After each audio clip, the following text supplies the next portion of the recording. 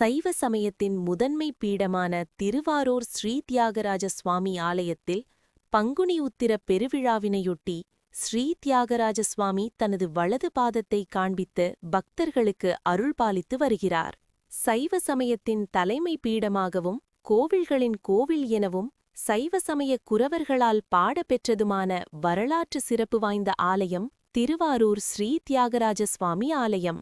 பல்வேறு சிறப்புகளைக் கொண்ட இவ்வாலயத்தின் வருடாந்திர பங்குனி உத்திர பெருவிழா கடந்த மார்ச் 15ஆம் தேதி கொடியேற்றத்துடன் தொடங்கி நடைபெற்று வருகிறது.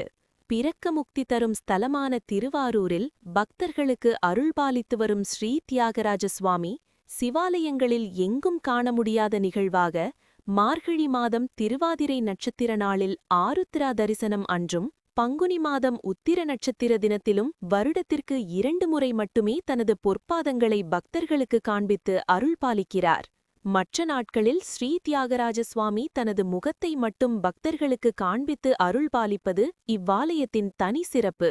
அதன்படி பங்குனி உத்திர நட்சத்திர தினமான இன்று ஸ்ரீ தியாகராஜ சுவாமி சபாபதி மண்டபத்தில் எழுந்துருளி தனது வலது பாதத்தினை பக்தர்களுக்கு காண்பித்து அருள்பாலித்து வருகிறார்.